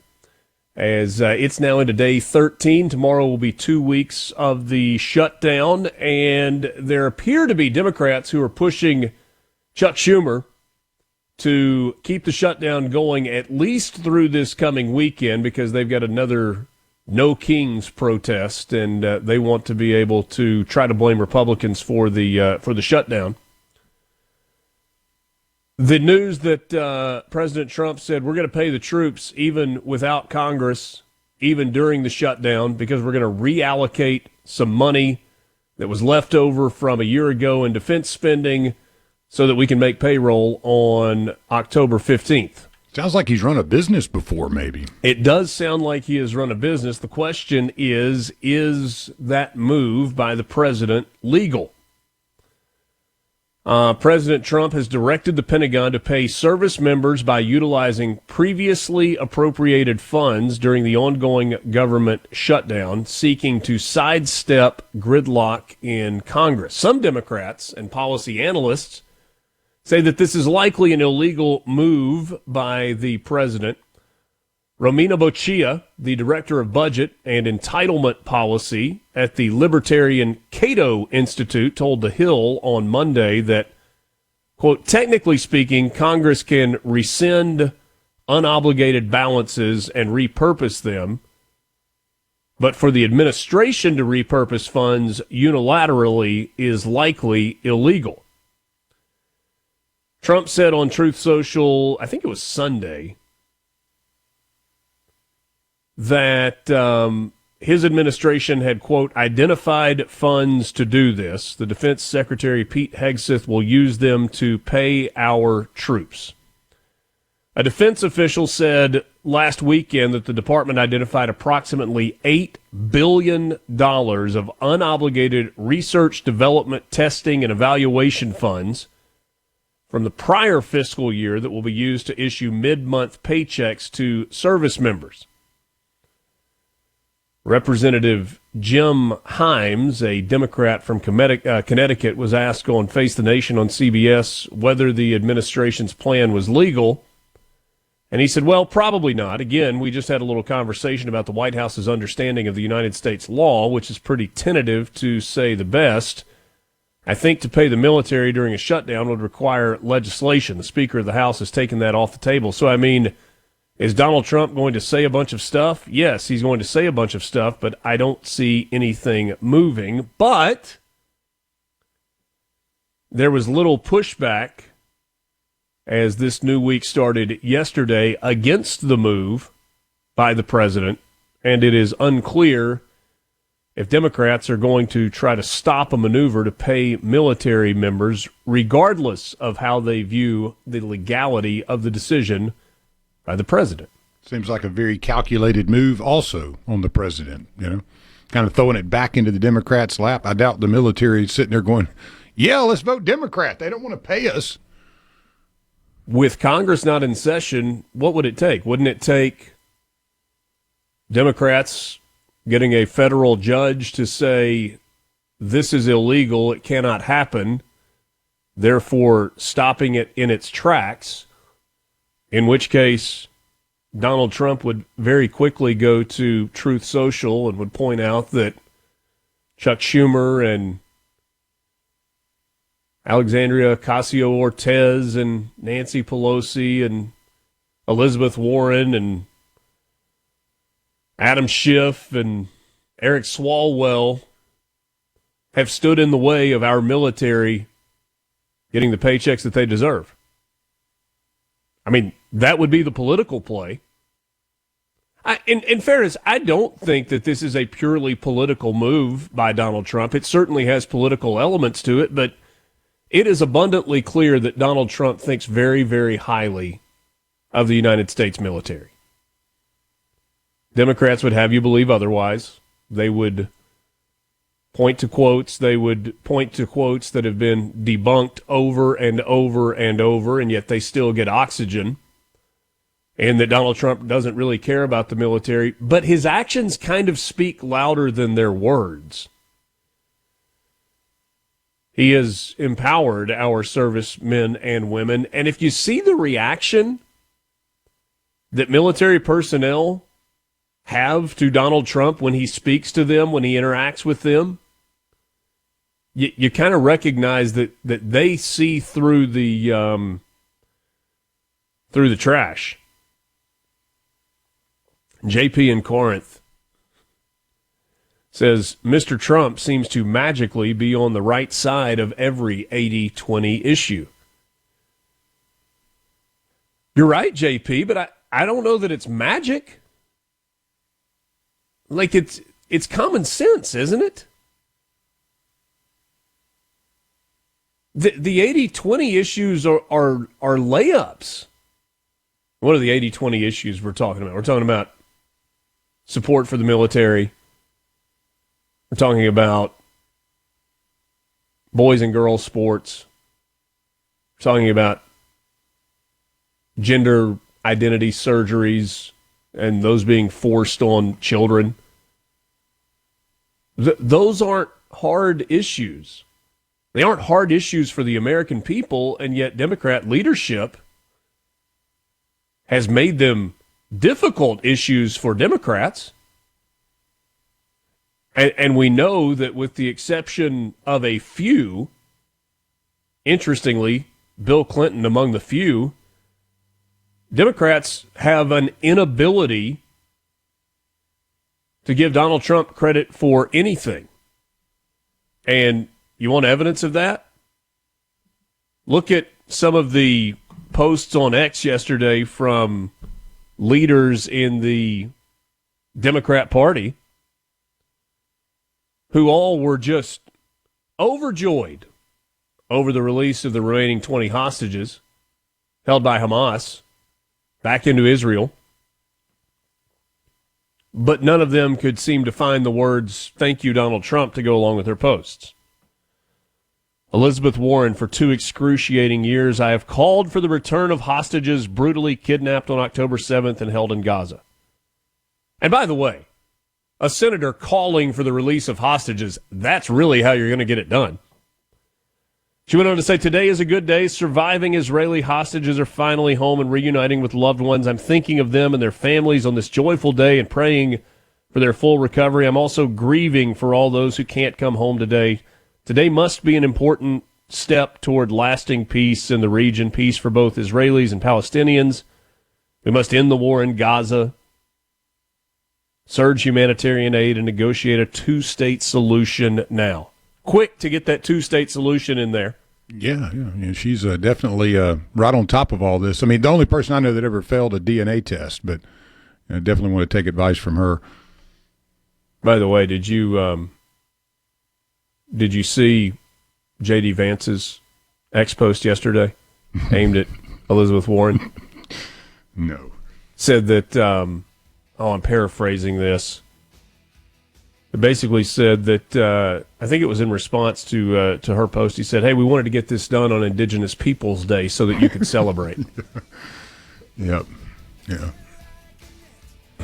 Yeah. There was a statement from Bill Clinton in which he commended President Trump and called him by name, which is something that Elizabeth Warren didn't do, Adam Schiff didn't do, Mark Warner didn't do, Abigail Spanberger didn't do, Nancy Pelosi, Swalwell, Kathy Hochul, Richard Blumenthal, Chris Coons, Debbie Wasserman Schultz, who is Jewish, Richie Torres. They all celebrated the release of those hostages without giving any credit to the man who ultimately got it done behind the scenes. We're back with you right after this. Mornings with Richard Cross, Super Talk, Mississippi. Want to know what's being said in the halls of the Capitol? You're in the right place. Mornings with Richard Cross continues on Super Talk, Mississippi.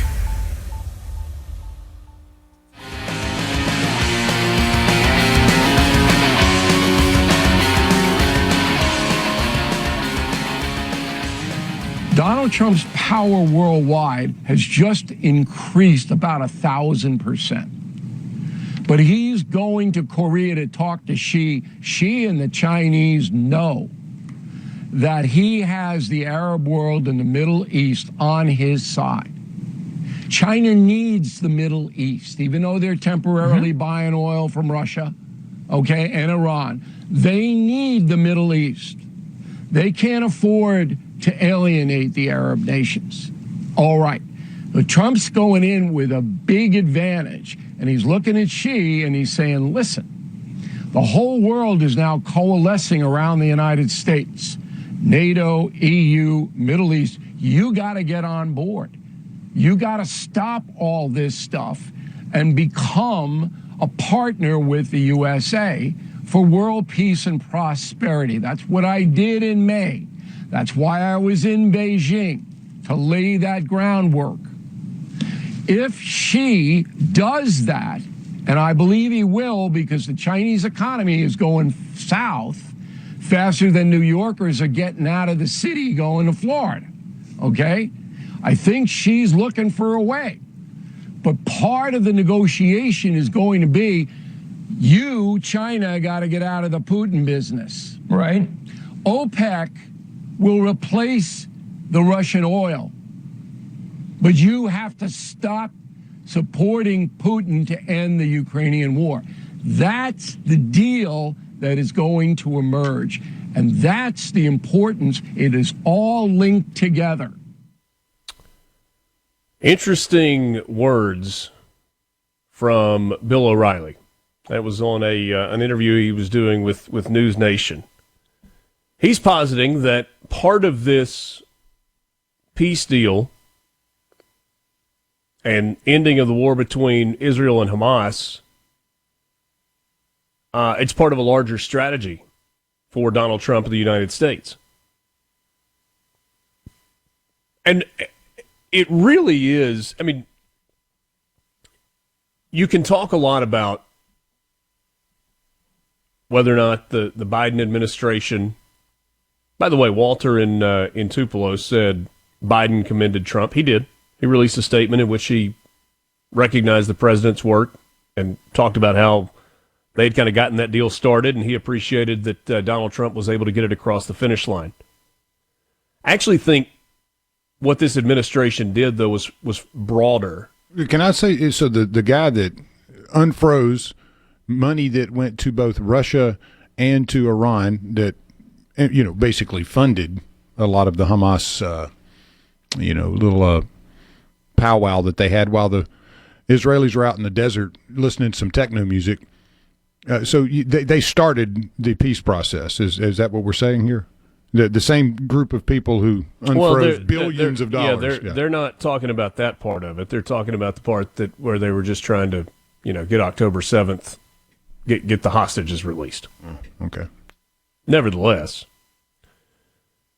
the larger and to me the more complicated part of this is what Trump has done with the Middle East writ large. The economic summit that happened a few months ago, the relationships with Qatar and the UAE and Pakistan and so many others, Arab countries and Muslim countries alike, all getting on the same page. And the carrot in all of this has been, it's been economic in nature. What we all want is greater prosperity, Trump has said. Let's partner. Let's use some of the wealth that you have in Saudi Arabia, in the UAE, in Qatar, some of this oil money to diversify your economy, which you want desperately to do. And he's put together this coalition. Hamas did not agree to the terms of the ceasefire, and there are already some reports out this morning, by the way, that there's been some back and forth between the IDF and Hamas. I want to dig on that a little bit more before I head down that road. But getting Hamas to agree to this ceasefire and the hostage release and the prisoner exchange was not out of the goodness of Hamas's heart. They were strong-armed by the countries that support them in the Middle East. It was an its time, and it became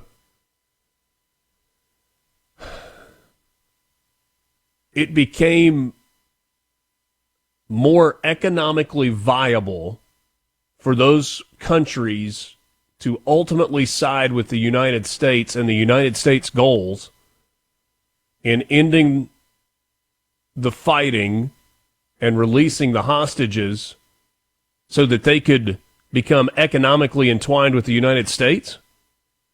That became more appealing to them than propping up the terrorist organization Hamas in the Middle East. And so this broad coalition now, as Bill O'Reilly puts it, creates an advantageous position for the United States in their negotiations with China. Wall Street Journal writes President Trump has been trying to publicly de-escalate tensions with China to soothe markets while privately keeping up pressure on Beijing, a difficult balancing act.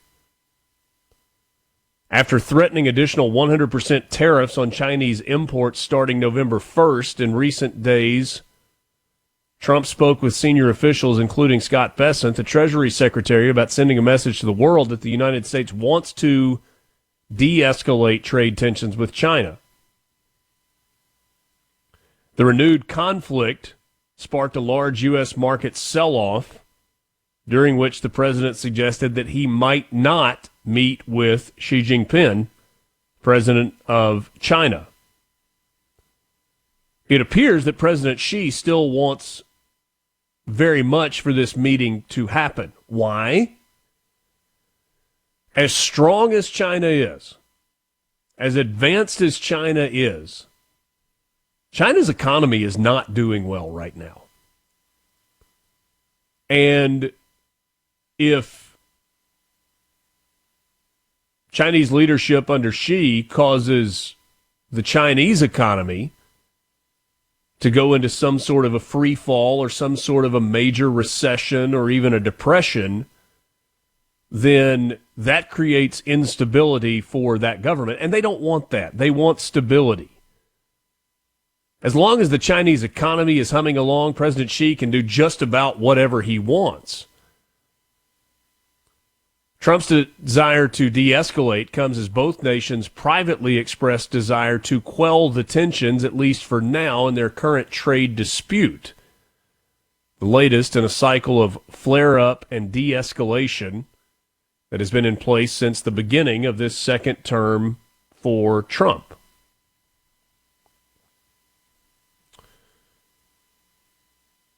If you want to join the conversation, you can do so on the C Spire text line at 601-879-4395. Wall Street Journal writes, in this case, the Chinese are eager to save a summit between Trump and Xi expected later this month, while Trump's team wants to stem losses in the stock market and avoid a public diversion from his Middle East peace deal, which they have groused about being overshadowed by the latest trade flare-up. Some of the ideas floated back and forth inside the administration have included possibly targeting Chinese stocks on the U.S. stock exchanges by strengthening the audit review process required for those companies. They've considered executive action to reinforce U.S. infrastructure against Chinese incursions, sanctioning Chinese firms for being in business for Russia's oil. But to me, the most interesting thing that Bill O'Reilly said in that was, now that the United States has the support of the Middle East, the Arab and the Muslim nations, in addition to the European Union, they can go to China and say, we know you want to buy cheap oil. We know it's a business decision. You got to get your oil from OPEC. OPEC will provide the oil that you need. That's the oil-producing countries' coalition.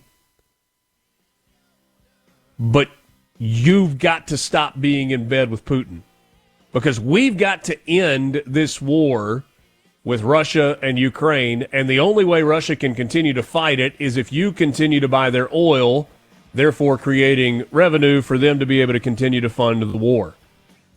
And as long as Russia thinks that they have you, China, as a proxy and as a sugar daddy, they're content to keep going with the war. If you'll back off the China thing, we'll make sure that you get what you need, cheap oil, and we'll do that with the backing of the Middle East countries, and this could be the next step toward ending this ongoing war between Russia and Ukraine. Geopolitics, a little complicated. Mornings with Richard Cross, SuperTalk, Mississippi. Inside track on Mississippi politics. Mornings with Richard Cross on SuperTalk, Mississippi. Little scoop, you don't know what I got. Well, I'm not bragging, babe, so don't put me down. But I've got the fastest set of wheels in town. When something comes up to me, he don't even try. 'Cause if he had a set of wings, man, I know she could fly. She's my little. Good to be with you. Thanks for joining us. Mornings with Richard Cross, Super Talk, Mississippi. It pains me to start talking over a Beach Boys song, especially one like that. And what a fitting intro as we revisit Cruisin the Coast. Woody Bailey, Executive Director of Cruisin the Coast, joins us right now. Woody, what a week and a half you had. I hope you finally got a little bit of sleep last night. Oh, we're doing great. Little Deuce Coupe is a great way to start our talk here this morning. It was a super event. We had a tremendous turnout, record-breaking year. We had 10,334 vehicles registered, and that's 264 ahead of our previous record. So we were excited. That's 41 states were here: Canada, Germany, England, and Australia. So we had quite the turnout from a statewide standpoint and an international standpoint. So it was a super week. I think JT Mitchell told us yesterday that there was a car that was there from Hawaii, which feels like a little bit of a transport issue, but they figured out a way to get it done. Yes, we have Hawaii here from time to time. We have Alaska. Not sure about Alaska this year. Don't recall specifically about that. But we have people from far and wide come to Cruisin the Coast, and it was just a super event. We've already got actually 1,056 that pre-registered for 2026 for next year, which will be our 30th anniversary. So we've been making plans for that event, and we expect it to be an outstanding event as well. Woody, have you been with Cruisin the Coast since the beginning? I have, yes. I was involved when we first came up with the idea of doing this, and been on the board and served for a number of years on the board, still there, and then I've been executive director for roughly about the past 15 years. So it's seen a lot of growth in this event, from 374 cars to where we are this year. So it's pretty amazing. Yeah, plus 10,000 over the course of 29 years is pretty significant. And I guess what I was getting at in asking that is, in your wildest dreams, could you ever have imagined that this event would become what it has become? Or was this the dream from day one? Well, the main focus of the event was to help the economy out in the South Mississippi area, and then it's grown into working with the state. Rochelle Hicks was our Grand Marshal on Monday and helped us kick off the event from Rochelle with Visit Mississippi. Was a great Grand Marshal, and but no, we never really thought it was going to get this big. I mean, we have all 3 coastal counties involved, all 12 cities along the Mississippi Gulf Coast involved, and it's just a fun event. You really don't even have to have a car to enjoy this event. We just want you to come here and see everything and be here at a beautiful time of the year. To be in the state of Mississippi as well as on the Mississippi Gulf Coast. So many different automobiles. I mean, you talk about over 10,000 of them there. I know it becomes hard to pick a favorite or pick one that stands out. But as you saw all of these cars, give me a couple that really stood out to you in this field of, goodness gracious, over 10,000 cars. Well, it's just amazing. Our feature vehicle, that was a custom-made vehicle, retro vehicle of a '57 Chevy, was just awesome. But there's the Packards, there's Chevelles, which are some of my favorites, '67 Chevelles. I like those. The Woody wagons.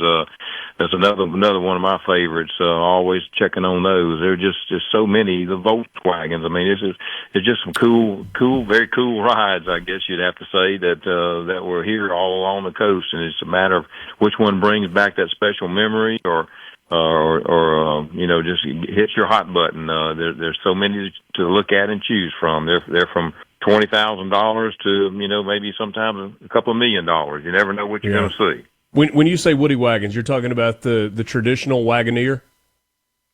Yes, well, Wagoneer. I mean, a lot of the car companies made woody wagons over the years, and there's one gentleman that I always see that he comes all the way from Delaware, and he's here the first day of cruising the coast, and he got one of the best looking ones I've seen, and he stays throughout the end. So, but yes, one is to have traditional wood on the side, and there's some tin woodies that have simulated wood. So there's just so many varieties of it, but.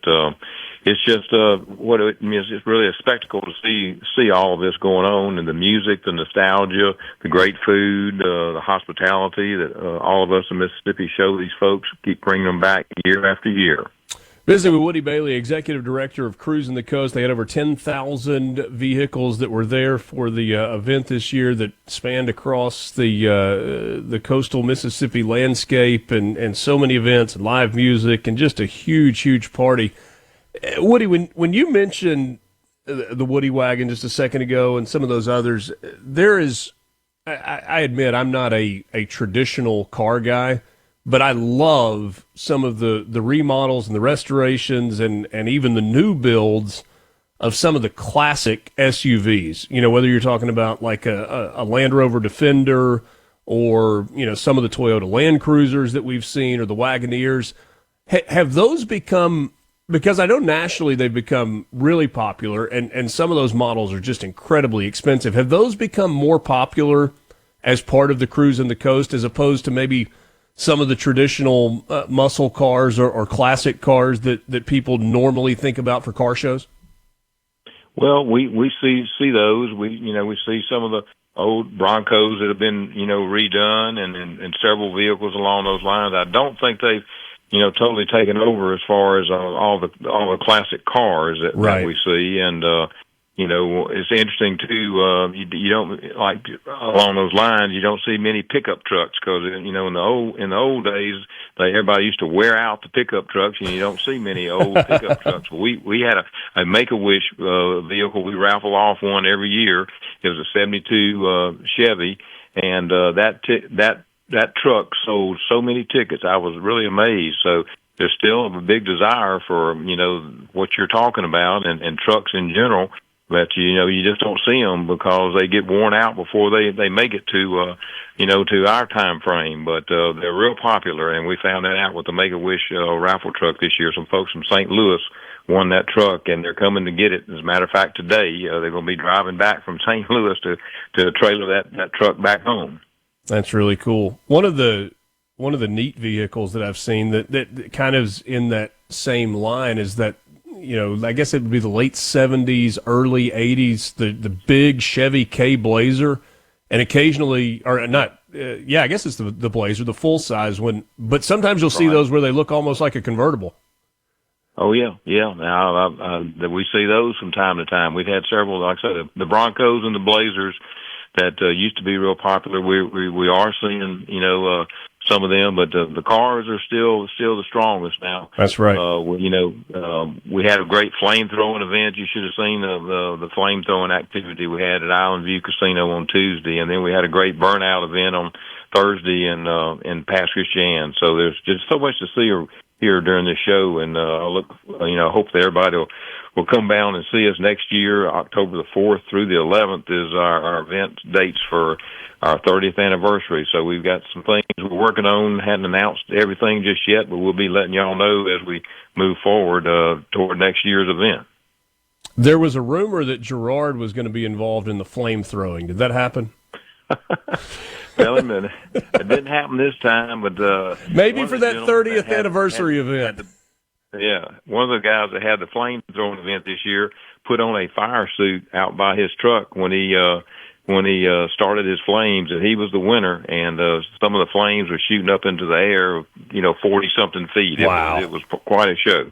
That's outstanding. Woody, last thing for you. When you have an event that has the lifespan that Cruisin the Coast has, there's always this battle to keep it at its core, what has allowed it to grow to this level, but also to continue to innovate, to continue to add new things. What are some things that people perhaps can look at, or is there something that you can point to that has allowed this event to stay fresh and keep people coming back year after year?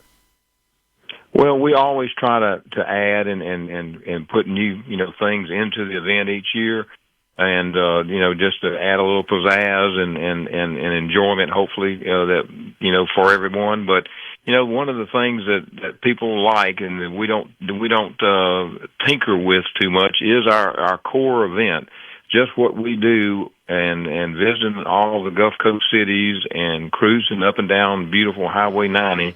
It's hard to top that. I mean, we can add different things to the event, different events and things of that nature that add to the overall spectacle of cruising the coast. But our core activity is still pretty special, we think.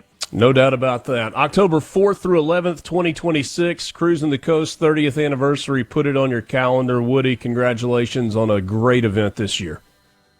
Richard, thank you very much. Appreciate you having us. I hope everybody will come see us next year. We'll look forward to it. Mornings with Richard Cross. That's Woody Bailey, Executive Director, Cruising the Coast. He's been part of that event since the very beginning. We're going to wrap it up with you. Coming up next, MRC on SuperTalk, Mississippi.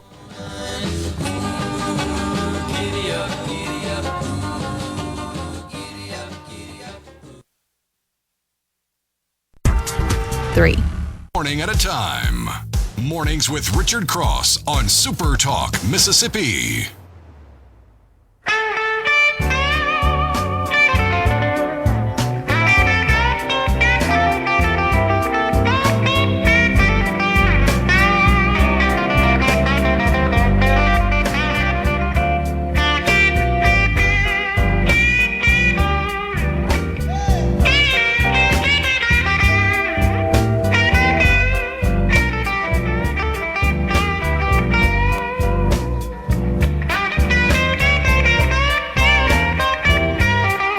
Thrilled to be with you one last time on this Tuesday morning, the 14th of October.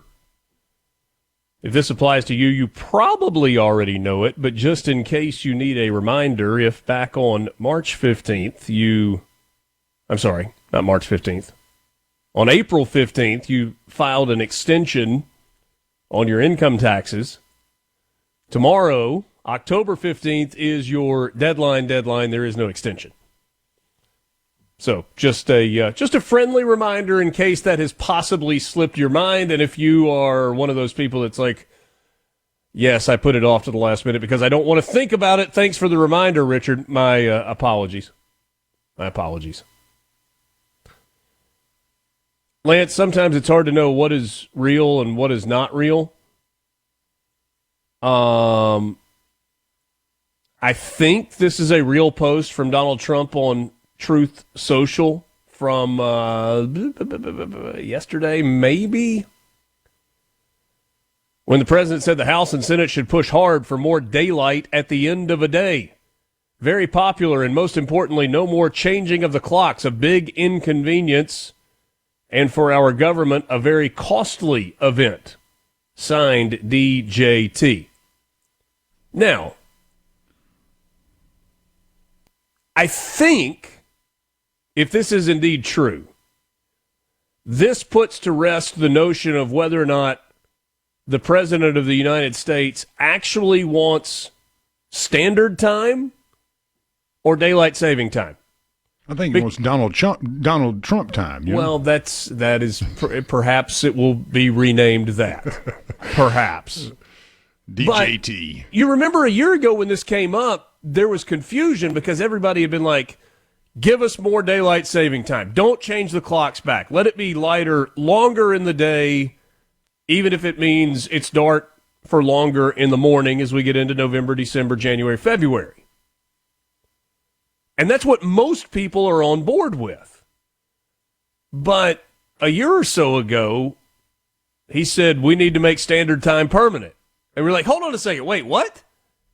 That would mean less daylight in the afternoons, and then you get the opponents and the proponents, and they're like, kids in the school bus line in the morning, and they're in the dark for longer, and all of this stuff. It's as heated as school choice in Mississippi, the daylight savings time versus whatever the other option is. Standard time. Standard time, right. Yeah.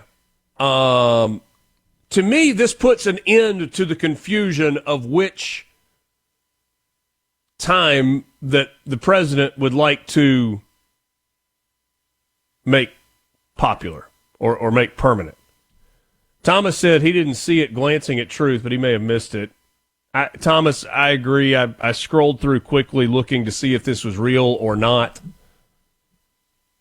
But I don't know. I don't know if it is or not. Let's see. When is the? Well, I mean, he's coming off a pretty big winning streak here, so you could just pretty much throw anything out there you want if you're the big guy. And he goes, "Yeah, I want standard time or whatever." People will probably be like, "Okay, we're going with him. He's winning." So what is it?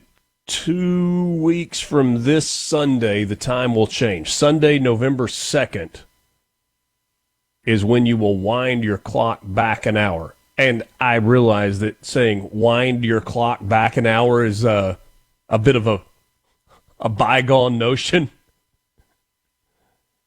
It's crazy. Like, that used to be a big deal on the night the time changed. If you went to church on Sunday morning in the spring, when we had the spring forward by an hour, it was always funny to see the people that forgot to set their clocks forward an hour, thinking that they were arriving for Sunday school and cruising in at the last second late for like the main church service.